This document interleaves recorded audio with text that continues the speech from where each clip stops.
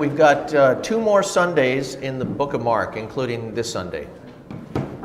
So we've got, we're coming down to the very end, and the very end of the gospel and the story of Christ and his earthly living with us. And so we'll wrap this up in not next week, because next week is Labor Day, but then the following week will be our last week in the book of Mark. What we're going to do after that is Randy and I are going to team teach a class, and we're going to do the book of Isaiah. Now, before you all say way too much, because, right, it's not going to be verse by verse through the book of Isaiah. Okay, we'll promise you that. So it's just certain passages, but just to get the flow of Isaiah, there's just a huge amount of knowledge of God that comes out of that book and the prophecies of the book, and wrapping the history into it as well, and what was going on at the time, and how that helps us in our understanding. So that's what we're going to be doing next, and we'll start that 3 weeks from now. So let's open with a word of prayer as we begin this morning. Father, once again, we come to you in expectation, believing that you desire to reveal yourself to us as a loving God and as the one who has saved us from certain judgment and eternal death, desiring to reveal yourself beyond just salvation, but to show all of yourself to us, that we might have a close and personal and intimate relationship with you. So this morning, as we see your Son, Father, in those final hours before his crucifixion, we ask that you would give us insight into what we're looking at and what that means to who he is and how he behaved in those last few hours, that we might more fully appreciate, more fully worship, that we might more fully respond in obedience to the one who laid down his life for us. We ask this in your name, amen. Okay, Mark 15. We'll take the first 32 verses this morning and walk through it. A lot of narrative. And then he did this, and then he said that, and then this is going to be kind of the narrative of the morning. So, again, pieces, but we're going to be looking particularly at the Gospel of John, because there's a lot more description in the Gospel of John of the same event, so it adds a lot of pieces to the narrative of Mark. But we'll get there in just a second. First, I want to talk a little bit again about the geography of Jerusalem and where all of this is taking place. So I've got some slides, and this first slide is probably the most important slide. Take a look at this, and I'll talk you through it. Interestingly enough, I would say no one really knows where the crucifixion occurred. There's 2 sites to the crucifixion. But let's start up here on the western, on the Temple Mount, and of course we've seen this before. The temple here, and this would be at the time of Christ. So the temple was here. This is where really everything was happening. But there was at the end of the temple, and I'll show you a model here in just a second. There was a structure that was tied to the end of the temple called Fort Antonio. And it was really where the guards, the Roman guards, would stay. I say central to Jerusalem to keep the civil unrest under control in Jerusalem if it ever got out of hand. But it was also attached to the Temple Mount, where really that's the hotbed. If there ever was going to be insurrection, if anybody was ever going to try to overthrow Rome, it was going to come off the religious fervor that was at that time, the zealots and those people, and they would be focused around this temple. So there was a fort here, and it housed the guards. So the question is now where did you go from here? Because the belief is that this is where he stood before Pilate. Now, there was also a time that he stood before Herod. And over here, you see Herod's Palace Praetorium. Over here, you see a structure right at the city wall, a structure where Herod would dwell. And so Pilate, who was kind of the governor of this area, sat over here, but Herod was in this area over here. And so Christ would have gone to Herod first, where he was found not guilty, sent back to Pilate over here, and then Pilate had to deal with it. Where from there is the question. So after standing before Pilate, there is a street that comes straight down out of this area, and it's the Via Dolorosa. And I'll show you a picture here in just a second. It was a city street, and of course in Old Jerusalem, so it was very narrow, but it was a city street that came down. Now, the question is, from where did they go from there? And here's the debate. There is a spot. Now, first of all, let's get the wall straight. This is the wall at the time of Christ, right? So this is the city wall, not this red line. You can see up here, this was the wall of Herod Agrippa, 41-44 AD, so it was after Christ's death. That came later. So anything in this area would have been outside the wall. So you've got Gordon's Calvary. Now I should have looked it up, but I don't know exactly where Gordon's name came from. But this is what we would often consider to be, oh yeah, that's where Christ was crucified. It is the place of the skull, and I'll show you a picture here. You know, it's that rock formation. Maybe you've seen it, and it looks like a skull. And so it refers to the place of the skull, and so people say, well, that's where that happened. But there is another place here that is, I say, older, and I would divide it between like Eastern Church, Western Church kind of, you know, this would be the choice of the Western Church. This would be the choice of the Eastern Church. The Church of the Holy Sepulchre is right there, and that is believed to be the traditional site of the crucifixion. So there's a church built here, and I'll show you that in just a second. But I wanted to give you a perspective, because we believe that Via Dolorosa that came out of Fort Antonio is the road where he took his cross and carried it to his crucifixion. But did he turn right at the bottom of that road, the Via Dolorosa, to go out to this site? Or did he turn left a little bit and then turn right again to go out to the church where the Church of the Holy Sepulchre is built right now?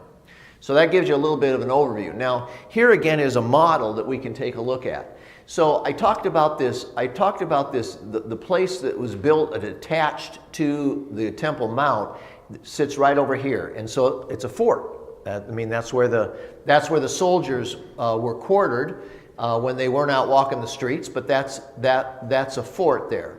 And of course the Temple Mount. Now you go out over into this area and you'll see Herod's place out over here. Now these roofs over here are identified with red roofs because this area over here was the area for the wealthy. And the religious leaders would live in that area, as well as people in the government and wealthy merchants and that type of thing. You can see the little smaller houses down over in here, still inside the wall, for the more common working class. And so this would have been that Herod, the place of Herod's location, and this probably was where Pilate was. And then coming straight down out of there is that Via Dolorosa. Another look here, the guards would be here, and so of course this, ignore the houses. This is just a model. So Gordon's Calvary would have been out over here, and the Church of the Holy Sepulchre would have been out over here, outside the wall right there. Via Dolorosa is this. This is the Via Dolorosa in Jerusalem. Old cobblestone church. I should say old cobblestone street. Not terribly descript. Business being conducted on the Via Dolorosa today. So that's just to give you an idea of the path. This is the Church of the Holy Sepulchre. I would think, that you'd have some giant, like you see in Paris on top of a hill somewhere, the Church of the Holy Sepulchre, but it isn't. And it is very, very old. It is controlled by multiple different groups. They all have they sat down many years ago and divided up the church and said, okay, this is going to be your area, and this is going to be your area, and this is going to be your area, and they worked out fire exits, sort of. You get in there, you wonder, I'm not sure where I'd go, because it's just packed when you go into the church. But fire exits, and then there is something that's just kind of anecdotal here. See that little ladder there? A little wood ladder? They can't figure out who owns it. And so it has stayed there for, I don't know how many years, but nobody touches it because they can't figure out which of the groups actually owns the ladder. Well, eventually it's just going to fall over and on the crowds down below. Hey, John? Yes? The fire marshal required that. Oh, that's the exit. The other part, I can tell you the definition of Gordon's cavalry. Okay, yeah, look that up. I'll get back to you in just a second for that. So, Church of the Holy Sepulchre, you go inside, Eastern, right? Eastern Orthodox, Eastern Russian, Russian Orthodox, very Eastern look. Extremely ornate. I mean, beautiful. Some of us would refer to it as gaudy, but beautiful. So it's around here that Christ would have died. Around here, Christ would have been buried. But it's all within the structure of a church. Now here's Gordon's Calvary. What does it say? General Charles Gordon was a well-known rich leader when he came to live near Jerusalem in 1882, often visiting the home of Horatio and Anna Spath, first founders of the American colony. From their quarters atop the northern wall of the old city, Gordon had a view of a rocky escarpment in which he identified as features of the skull. Yeah. He identified this location as the place of the skull, called Golgotha. Yeah. So 1882. Yeah. So not that long ago, but you can see it, right? There it is. The place of the skull. I mean, when you're there, it's very obvious. What else is obvious, of course, is that you got your antennas on top, and somebody buried themselves up there, and then this down here, I don't have a picture of it, is a bus station. It's a little unreal when you're there. You know, you're expecting this. It's Calvary. Wait. Calvary. I always get cavalry and Calvary mixed up. It's Calvary. No, it's a bus station and radio antennas. But if you see that, you say, oh, I can see why people would say that's the place of the skull. Now, the other interesting thing is they're really not even sure if he was crucified on top of a hill. Because what they often did in Rome for Roman crucifixions is they would crucify you right against the road, right? I mean, the point was to discourage this type of behavior. Whatever that person was being killed for, so when people would walk by, they were right there and suffering, and you'd see it. And so the question is, there was a road that came through here, they believe, archaeology, and there was kind of a pit down in here. And so they're thinking, well, perhaps, we sing on a hill far away. Maybe not. But, crucifixion, no question about it. Exactly where it happened, we're not exactly sure. So that gives you a little bit of a flavor for where we are when we read some of these things now as we go through this passage, when he's standing before Pilate and so forth. So let's go to Mark 15. So what is happening here now in Mark 15 is Christ is being taken to the Roman authorities. But we saw last week there was something that happened right before this. If you recall, when he was betrayed in the garden, they took him to the chief priests. And there they had a trial. And so, as recorded in Mark 14, 61 to 64, the council found Christ guilty of violating the law, which should result in death as a penalty. What was the charge? And here's the passage. So Pilate said to them, "Take him yourselves and judge him by your own law." The Jews said, "It is not lawful for us to put anyone to death." So there was a charge against him that could have resulted in death, but they weren't allowed to execute. They didn't have that authority under Roman law to do their own executions. So they had to bring Christ to Pilate. If they wanted Christ executed, Pilate had to be the one to issue the order. Verse 5 here, 61 to 64. This is John 19. Jesus came out wearing the crown of thorns and the purple robe. Pilate said to them, "Behold the man." When the chief priests and the officers saw him, they cried out, "Crucify him, crucify him." Pilate said to them, "Take him yourselves and crucify him, for I find no guilt in him." The Jews answered, "We have a law, and according to that law he ought to die because he has made himself the Son of God." When Pilate heard this statement, he was even more afraid. Larry. Okay, so here's an observation. You see other times in the Gospels where people were about to be stoned. In fact, they were intending to stone Jesus. Yeah. As Yeah. a great example, Yeah. John 8, where they were going to stone the woman. So was this more hypocrisy by the Jewish leaders? You know, that's a good question. They felt, obviously they were executing people, but stoning. So what, why did they decide that they had to? Yeah, why such elaborate, they were stoning others. I believe it's because of his following. I believe that they were concerned. They were doing it in the middle of the night. They were, they didn't want to stir things up. So he did it, right? Pilate did it, not us. He did it. I think that's what was going on. So what was the charge? Blasphemy. He made himself out to be the Son of God. So if you go back to Mark 14, you'll see it very clearly. So the Jewish leaders had blasphemy. But now they come to Pilate, and he says, "Blasphemy? Should I care about that? That's your problem, not my problem." So they had to strategize as to how to get charges laid against Christ that would result in his death. Death would be the end result regardless, but they couldn't do it. And those weren't the charges that would stick in Rome. So now pick it up in verse 1 of chapter 15. "And as soon as it was morning," of course this, so he was betrayed in the middle of the night, and the so-called trial occurred in the middle of the night.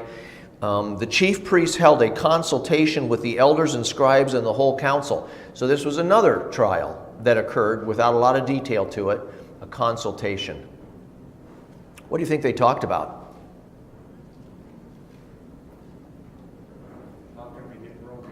How can we get Rome to kill him? That's probably what they talked about. And of course, kind of firming up the charges and, getting everybody in agreement. Now, okay, this is what we're going to do, and we're all going to stick together on this. And so this was the consultation that was going on. And they bound Jesus and led him away and delivered him over to Pilate. And Pilate asked him, "Are you the king of the Jews?" And he answered him, "You've said so." And the chief priests accused him of many things, and Pilate again asked him, "Have you no answer to make? See how many charges they bring against you." But Jesus made no further answer, so that Pilate was amazed. Okay. So Mark 15, 3 through 4 references many accusations brought by the chief priests. While Mark does not detail those accusations, Luke 23 does. What accusations were being made by the chief priests, and how does it relate to the charges of the council, which was our first question here, of blasphemy? And why do the soldiers mock him in 15:18 with "Hail, King of the Jews"? I believe that should be 5:18, not 15:18. Okay, here are the passages in Luke. They began to accuse him, saying, "We found this man misleading our nation and forbidding us to give tribute to Caesar, saying that he himself is Christ, a king." But they were urgent, saying, "He stirs up the people, teaching throughout all Judea from Galilee even to this place." The chief priests and scribes stood by vehemently accusing him, and said to them, "You brought me this man as one who was misleading the people. After examining him before you, behold, I did not find this man guilty of any of your charges against him." So what were their charges? What were their accusations?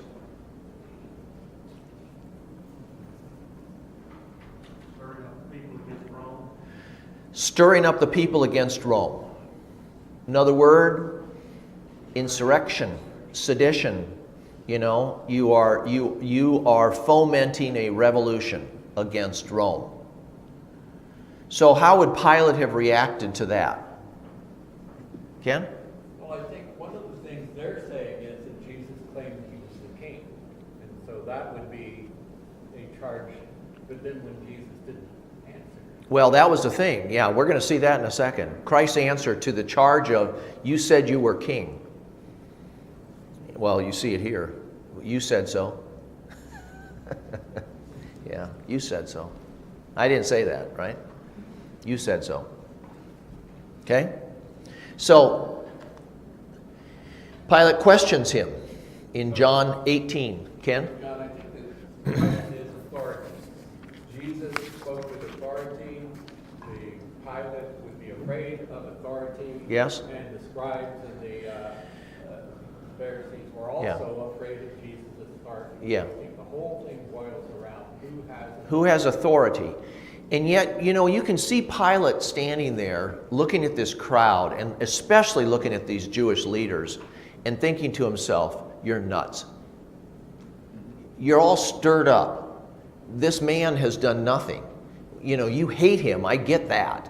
You know, you've got charges of blasphemy against him. I get that. But I don't see anything. I mean, you know, he had the opportunity riding into Jerusalem on that triumphal entry. If he wanted to stir it up, that was the moment. He could have just said, you know, let's go get Pilate, let's go overthrow Herod, let's go do this, and the crowd would have been there, and they would have gone with clubs and sticks and done it. But he didn't. He didn't.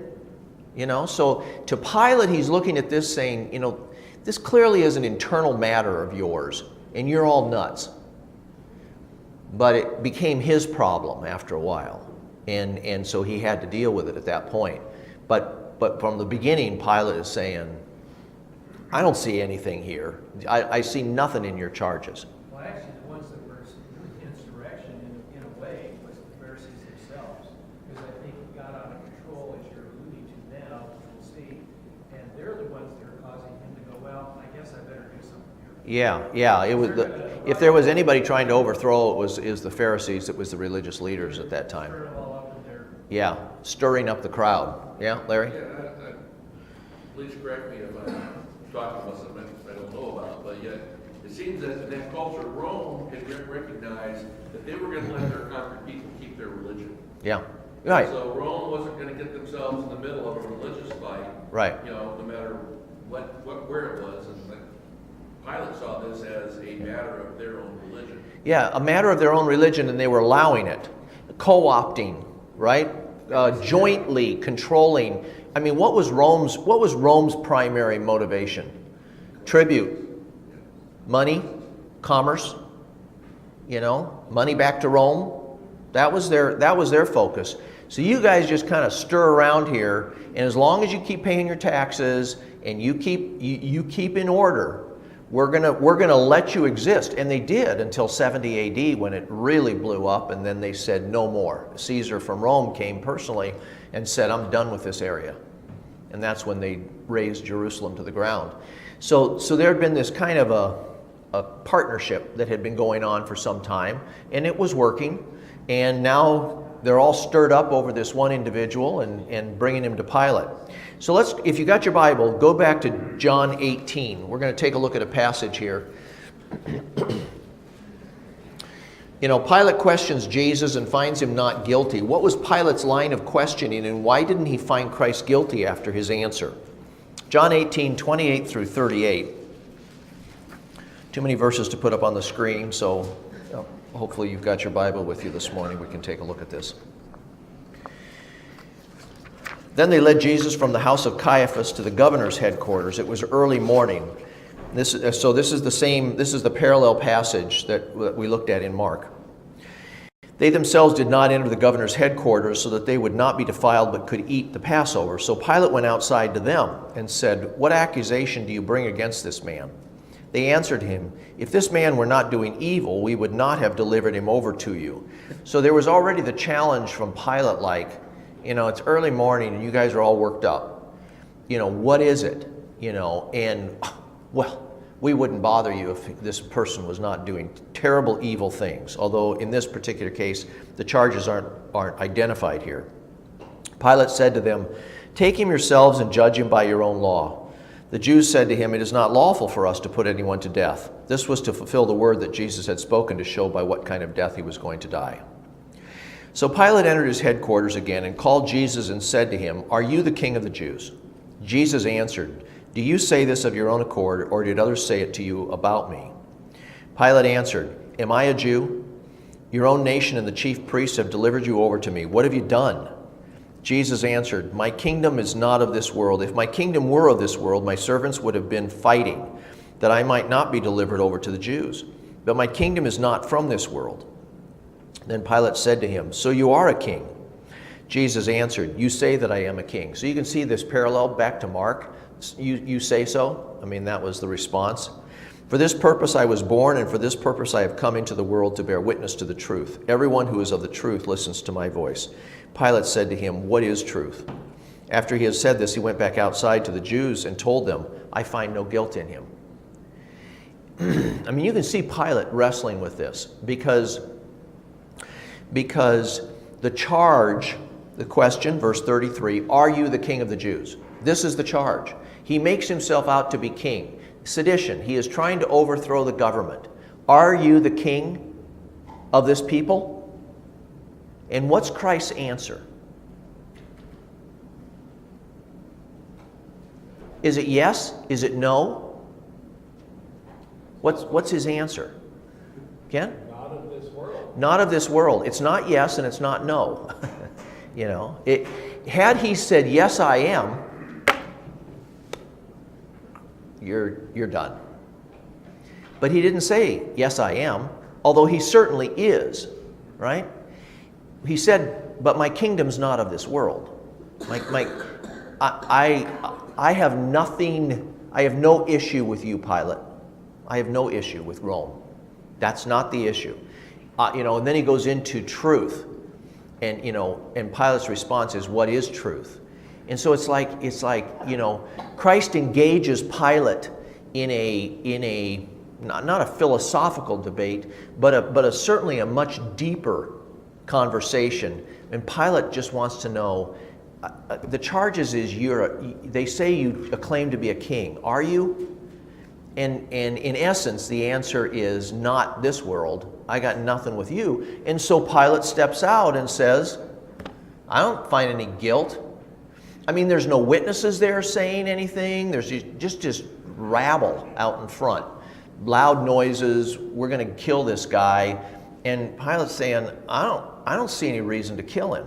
There's nothing here. I asked him, "Are you the king?" And his answer satisfied me. There's no guilt. I mean, he's got some religious thing going on in his head, but it's not to overthrow Rome. So I don't find any guilt. Jim? Well, he also follows up, Jesus doesn't just leave it there. That's what he says, "If my kingdom were of this world, then my servants would be fighting, and I might not be delivered up to the Jews, but as it is, my kingdom is not of this realm." So he reassures even further. Yeah. Pilate, Yeah. this is, I'm not a threat to you. yeah. I'm not a threat to you. I mean, I've got issues with these Jewish leaders. I'm not a threat to Rome. I'm not a threat. But the Jewish leaders are. The Jewish leaders are a threat to Rome. And so Pilate has a more complex issue. So let's look at Pilate next. So what kind of a man is Pilate? What evidence is there that he wants to do what is right? What keeps him from doing what is right? So if you go back to Mark now, Mark 15, you see in verse 2 his response to Pilate when questioned, "Are you the king of the Jews?" Christ's response was, "You have said so. You have said so." Did Christ ever claim to be an earthly king? He talked about a kingdom. Did he ever claim to be an earthly king? If he had claimed to be an earthly king, how would the Sanhedrin, the group of Jewish leaders, have responded to that? Probably supported him. Probably supported him, had he actually made the claim to be king. So the trumped up charges of "you're to be king" is an attempt to get him crucified, attempt to get him executed, but not an honest response to, well, here's our king, and so we should now respond to him. Oh, sorry if I challenge that a little bit. Was that the doorbell I heard back here? Okay. Thank you. All right, go ahead. And that is that there's, I think it's in John, where Jesus comes into the city, The Pharisees see the crowd, and they say, we gotta do something about this, because, if he leads insurrection, Rome's gonna come and remove our place. Right. And so the Jewish leaders were actually, and that's where I think it was Caiaphas said, for the sake of the nation, this Yeah. Jesus must die. Yeah. And so weren't they initially afraid that Jesus was going to lead an insurrection? Yeah. Yeah. Yeah. Because he could have. And that goes to this verse 5. When Christ didn't say anything, he was amazed. Well, I'm looking. Why was he amazed? Randy. I'm just looking at the accusation itself. If you look at what they said about it, I think it was in Luke. They said he's misleading the people. Right. He said he tells them you can't pay taxes to Caesar. Right. That's false. Right. We know that. False. And then the last one where it says he's a king. When they say, "Are you king of the Jews?" it says he said he was Messiah, Right. comma, a king. Right. Because messianic expectation was What- Messiah would be king. They believed that the Messiah was going to be the king. So Right. therefore, if you say you're the Messiah, therefore have you claimed say to be you have king. claimed to be king. I think that's where they Yeah. were kind of stringing it Uh-huh. out. Yeah. That's Right. interesting. Yeah. Sorry. That's all right. So why was Pilate amazed when Christ didn't speak? Here's what I think. I think Pilate knew that Christ could have talked his way out of it. He could have talked his way out of it. There was nothing there to hold him. There was nothing there to crucify him. Had he said, Pilate, listen to me. I have never claimed to be king of these people. I have no interest in. Instead, he goes into my kingdom is not of this world, and there was nothing there in these charges that they're bringing to him. He was absolutely innocent. Pilate knew he was innocent, and he could have argued his way. He could have argued his way out of it if he would have just spoken. Instead, he stood silent because, of course, he knew that it was time for him to die. This was the time, and it So I think that's what I think. I think Pilate knew that there was nothing that would stick against him in these charges. Verse 8. Verse 8 says. Let's read 6 through 15. Now at the feast he used to release for them one prisoner for whom they asked. And among the rebels in prison who had committed murder in the insurrection, there was a man called Barabbas. So there had been an insurrection, right? And the crowd came up and began to ask Pilate to do as he usually did for them. And he answered them, saying, Do you want me to release for you the king of the Jews? For he perceived that it was out of envy that the chief priests had delivered him up. See, he's looking at these people saying, I'm missing a piece here. These charges aren't sticking, and there's something else going on here, and I think it's envy. But the chief priests stirred up the crowd to have them released for them Barabbas instead. And Pilate said to them, Then what shall I do with the man you call the king of the Jews? And they cried out, Crucify him. And Pilate said to them, Why? What evil has he done? But they shouted all the more, Crucify him. Right? So if you can't argue your way into it, you just get really emotional. So Pilate, wishing to satisfy the crowd, released for them Barabbas, and having scourged Jesus, he delivered him to be crucified. So you go back to verse 8. Crowd came up, began to ask Pilate to do as he usually did for them. And verse 11, the chief priest stirred up the crowd.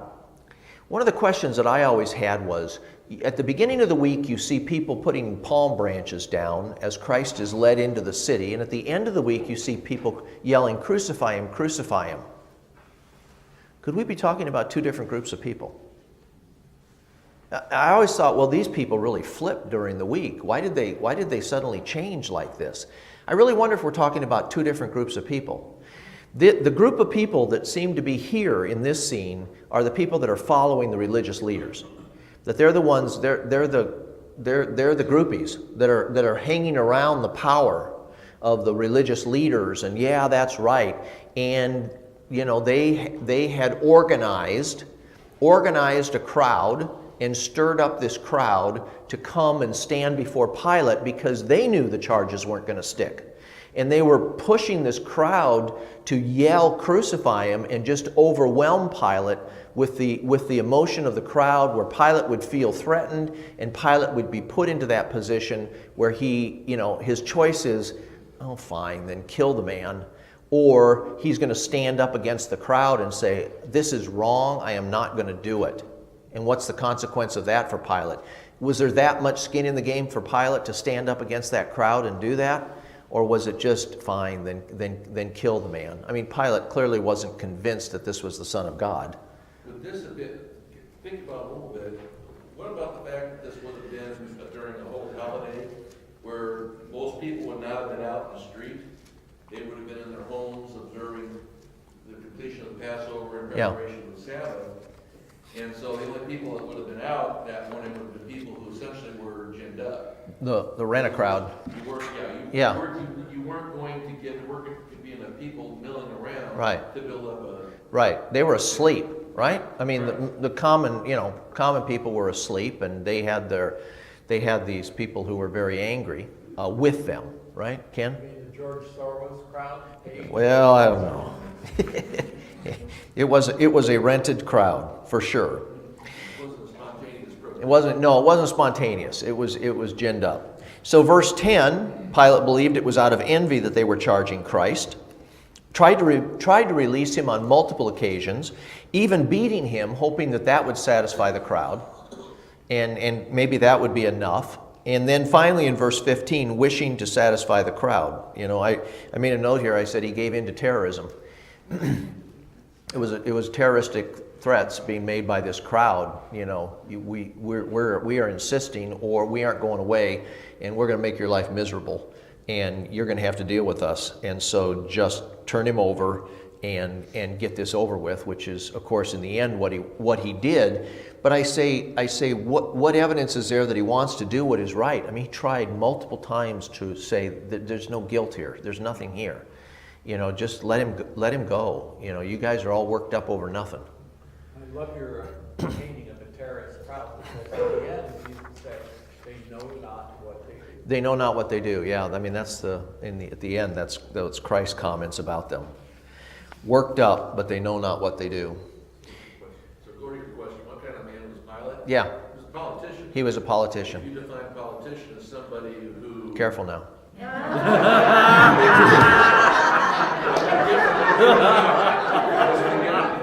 Very knowledgeable of what's going on. Okay. I'll give you now, that is that the extent you define a politician who basically is someone who professionally manipulates or professionally puts his finger in the wind. He responds to the will of the people. That was a very good He responds to what he thinks is, or he or she thinks is, the winds of. That's very possible. Winds of public opinion. To keep power, right? Yes. Pilate wanted to. He didn't want Rome breathing down his neck and saying, "Why didn't you control this situation?" He wanted to stay where he was. Yes, because the politician, in the worst sense, maybe is able to discern that people want this. That's not what I really believe, but I will let them think I'm on their side. Yeah. He was definitely political in this situation. So verses 16, let's read on. And the soldiers led him away inside the palace, that is the governor's headquarters, and they called together the whole battalion, and they clothed him in a purple cloak, and twisting together a crown of thorns, they put it on him, and they began to salute him, "Hail, King of the Jews!" And they were striking his head with a reed, and spitting on him, and kneeling down in homage to him. And when they had mocked him, they stripped him of the purple cloak and put his own clothes on him, and they led him out to crucify him. So the picture is this, right? The decision has been made. Fine. Pilate gives the order, crucify him, and he turns Christ over to the soldiers. The soldiers now are in control. The soldiers now are going to fulfill the execution order, and they have pretty much free hand. Don't kill him before you crucify him, but short of that, you can do what you want. And so they mocked him, and and of course the Roman soldiers and the Jewish group, they were in constant conflict anyway, and no respect for the Jewish leaders from the Roman soldiers, and so that was all. This was just an opportunity to also get back at the Jews, and it was a terrible scene, but that's what was going on. Now verses 25 through 32. Ironies. And let's 21. They compelled a passerby, Simon of Cyrene, who was coming in from the country, the follower of Alexander and Rufus, to carry his cross. They brought him to the place called Golgotha, which means place of a skull, and they offered him wine mixed with myrrh, but he did not take it. Probably referring back to that upper room situation where he said, I won't drink of the vine until after I'm in the kingdom. Could be a fulfillment of that vow where he wouldn't take that. And they crucified him and divided his garments among them, casting lots for them to decide what each should take. And it was the third hour, 9 in the morning, when they crucified him. So, this has been fast trial, judgment, execution. It's moving very quickly. 9 o'clock in the morning, and the description of the charge against him read, the King of the Jews. And with him they crucified 2 robbers, one on his right and one on his left, and those who passed by derided him, wagging their heads and saying, Aha, you who would destroy the temple and rebuild it in 3 days, save yourself and come down from the cross. Well, that was a big deal, wasn't it, that quote? You're going to destroy this temple in 3 days? Don't you be touching our temple. This is religion. That building is religion. And don't you be touching that. Still accusing him of that. So also the chief priests with the scribes mocked him to one another, saying, He saved others, he cannot save himself. Let the Christ, the King of Israel, come down from the Messiah, Christ, Randy, there it is. Let the Messiah, Christ, the King of Israel, synonymous, come down from the cross, that we may see and believe. Those who were crucified with him also reviled him. What ironies are present in the charges and jeers directed toward Jesus on the cross? You go through here, verse 26, the King of the Jews. Was he or wasn't he? He was. He was the King of the Jews. Now that was not a plaque done in honesty. This is the King of the Jews, but the irony of it, he was the King of the Jews. That's exactly who he was.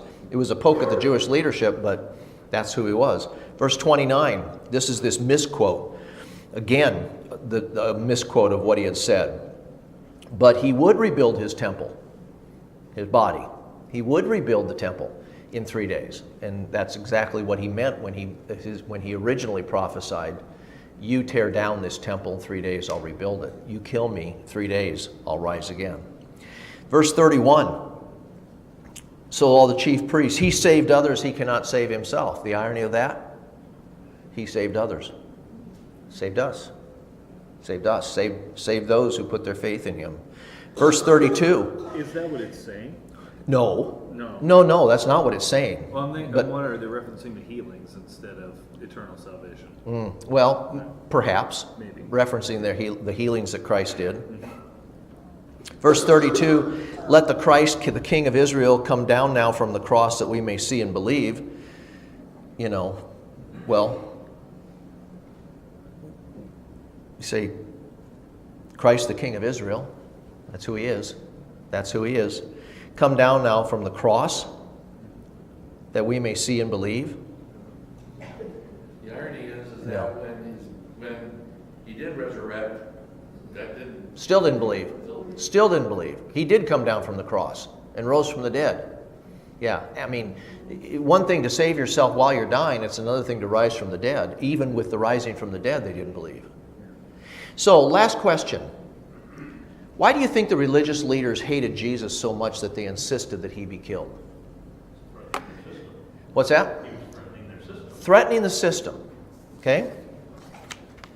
Who they were really being influenced by, Satan. Okay? Satan's influence of them. They were afraid. They were afraid. What were they afraid of?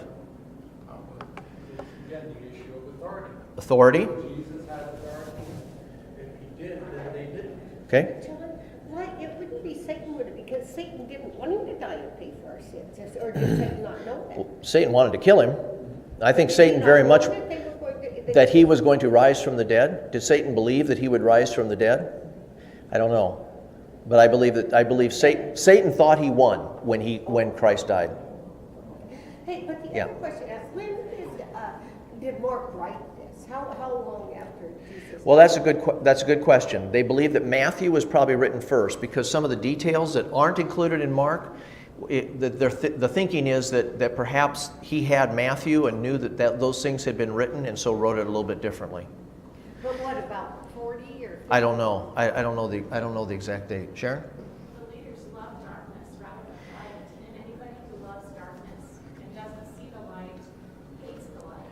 The leaders love darkness rather than light. The short answer, why did they hate him so much? Because they rejected him as Christ. They rejected him as the Savior. That's why they hated him so much. Yes, he threatened authority. Yes, he was making their lives miserable. Yes, they were jealous. They were envious of his followers versus their followers. But in the end, they were presented with exactly the same facts of his miracles, of his teachings, everything else. And they rejected him. They said, "You are not the Son of God, and we're going to kill you." And yes, all of those things were stirred in. We look today and we say, why so much when you mention Jesus Christ and when you mention the commandments and when you mention all of this? And the short answer is, the world is rejecting Jesus Christ as they rejected Jesus Christ.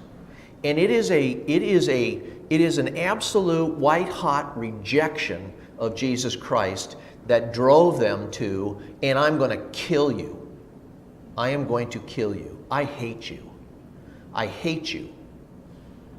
And so as we look around the world today and we say, why is there so much hatred towards Christians or Christianity or things of Christ, or, and of course Christ told his disciples, don't be surprised if the world hates you. They hated me first, hated me. It's a rejection of God that drove these people to put him on the cross. It goes back to that original temptation in the garden, where Satan tempted Adam and Eve by essentially saying, you take the fruit, you can make yourself be your own God. Yeah. And mankind wants Yeah. The oversimplification, man wants to be the ultimate authority for himself. That's right. He wants his own way. And Right. that way you have to reject anything that's transcendent above your own desires. And your own authority. Yeah. And that's right. And Christ, salvation requires submission to authority. I mean, it requires bowing before God, expressing the need and expressing our belief. I mean, it's Progressivism rejects God's creation. They reject the plan of God. They reject everything about anything that would cause them to have to acknowledge Right. God. They reject and they Right. violently oppose. Yeah, it is. It's a rejection of the heart. So you say they had to trump up charges, they had to raise a crowd, they had to push this through because they hated him, and they hated what he stood for, and they hated God, and no wonder he was so angry when he talked to them. They're leading they are the religious leaders. The intention was that this line of high priesthood was going to lead people to God. And instead, they were leading people away from God and rejecting the very evidence in front of their face that this was the Son of God. It's a powerful narrative. When you find yourself, sitting there listening to this crowd yelling, it's an extremely powerful narrative, but it's repeated today. It's repeated in the world today. The same crowd could rise up tomorrow and march through the streets against Christ, rejecting him. We don't want to do that. We want to follow. Let's close in prayer. Father, thank you for this passage, and of course, thank you for the death of your Son. Jesus, thank you so much for stepping down willingly and coming to die for us. We do bow before you today. We bow in our hearts and our heads. We bow before you and recognize your authority over us. We recognize that you are the Son of God, Jesus, and we worship you as the one true God. Amen.